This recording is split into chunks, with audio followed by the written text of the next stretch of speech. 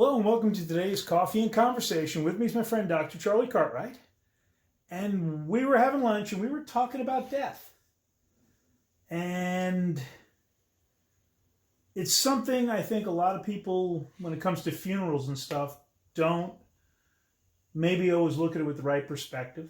And as we were talking, we've decided this is going to be the live tribe call on April 10th.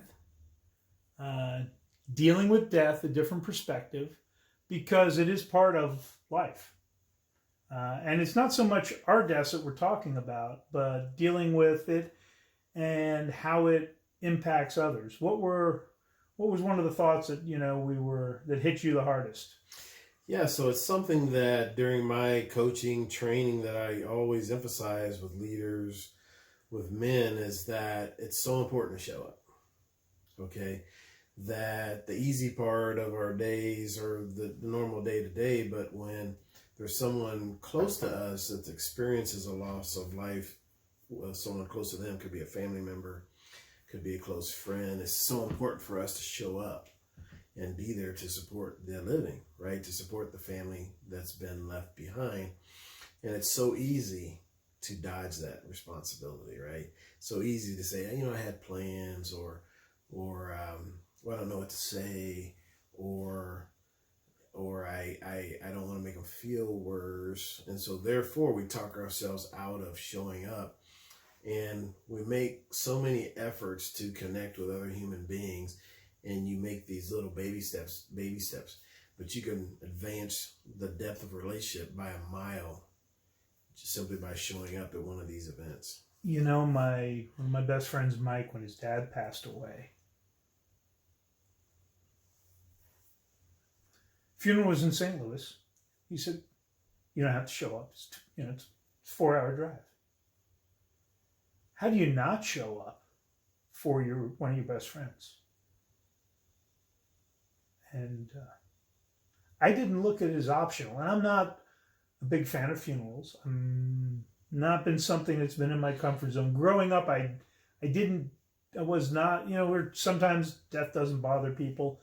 I didn't do open caskets. I avoided as much of a funeral or any visitations as I could until when I was married, my ex's grandma died, and I was asked to be a pallbearer, and I was not at all comfortable. But I knew I couldn't say no. I was kind of trapped. But I never looked at it as showing up for the living. I always looked at it as paying my respects to the deceased. But our discussion really made me think about it. It isn't about the deceased. Not at all. And I grew up in a household where my dad didn't believe in funerals. Had a lot of negative things to say about it, so I came up with that mindset, right? And I was a UPS driver, probably all of about 23 years old, and a group of drivers, 2 or 3 of them, were talking about a funeral. And of course, I decided to chime in, and this was in the AM before we dispatched, and I decided to chime in with my 23 years of wisdom on the planet at that time. Okay, I'll reserve comment. And the senior manager happened to be standing just around the corner there, and when the group broke up, he called me over. And he said, "Hey, Charlie, I couldn't help but overhear that you don't go to funerals. Why?" His name's Rich Cure. I said, I don't like to go, Rich. He said, "Charlie, no one likes to go." He said, "Let me tell you a story." He said, "When I was in high school, my best friend's father passed away, and I didn't go to the funeral." He said, "At our 20-year class reunion, he told me it really hurt him." He carried that for 20 years. 20 years. So he said, so ever since that day, he said, I've never missed another funeral. And since he told me that story, I've never missed another funeral. And it's something I really emphasize in training, how it's so important. And I remember when I was at FedEx, I must have had 150 people under me. When you have that many people, you're going to go to a lot of funerals, right?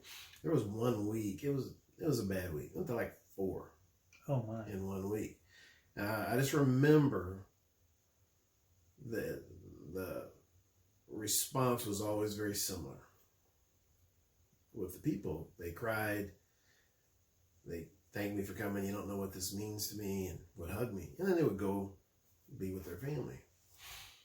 And I didn't really say much. You don't have to say much. There's nothing much to say. So I've always believed that for a long time now. But I've never been on the receiving end of somebody showing up for me. Until here about 3 weeks ago, I lost a cousin. We'd grown up together, you know, middle school, high school, played on football team, basketball team, ran track together, and lost him. And I didn't want to go to the funeral. Didn't want to go because I didn't want to see him in that box. So I made a decision. You know what? I'm going to go, but I'm going to just stay in the lobby because I'm not going in the chapel with him in there. And that way the family can see me, feel supported. I can hug everybody, but I'm leaving when they start that service.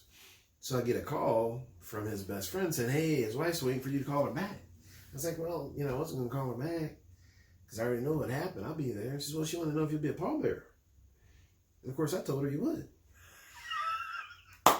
So I'm like, good for him. Yeah, I'm like, well, I guess I'm going. I'm going in. And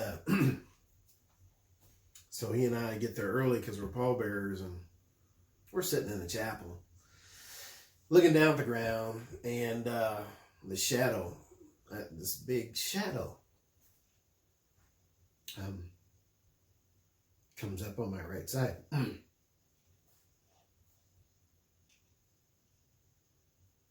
And I look up. And it's one of my teammates from high school and college. He didn't know my cousin. He showed up for me. And, you know, there's just no words to describe how that made me feel. And it immediately gave me courage because I had zero. I'm sitting in the chapel and my cousin's up there in the box. And so I was pretty much at zero trying to summon it up.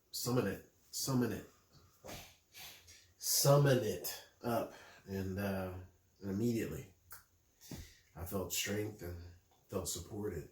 So I get it now.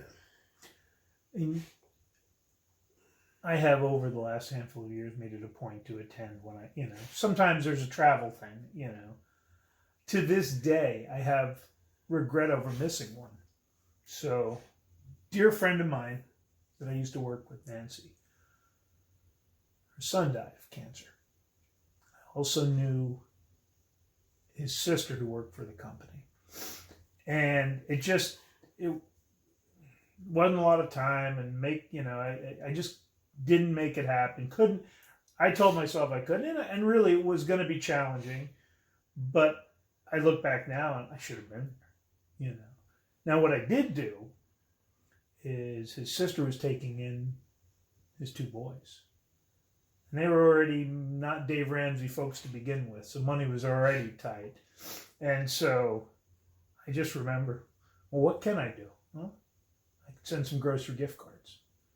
Because those first few weeks are going to be just crazy difficult and making adjustments. So I just, thought, oh, just spent X on an airfare and this, so I sent, a nice little chunk of gift card and a note. And to this day, I know that's what increased our relationship, because most people didn't reach, other than maybe a quick note, nobody did anything else. There was one or two from the company that flew out, the higher ups, but at the end of the day, I was like, what can I do to help?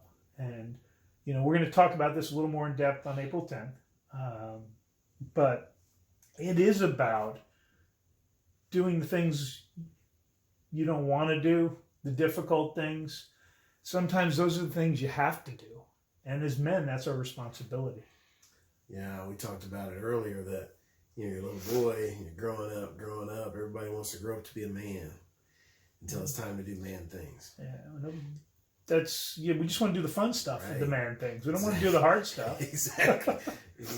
I've got a new t-shirt, Embrace the Suck. Sometimes there's sucky parts of life. You've got to embrace it, and you got to do the man stuff. Yeah. And when you do that, everyone wins. Yeah, everyone wins. All right. Thanks for sharing and talking about this, because Absolutely. stuff sucks to talk about. Yeah, it does. It's difficult. Guys, have a great week. And this one's a little longer. We're going to have a good session on the 10th. Come join us. And information will be sent out soon about it. Have a great week. Bye.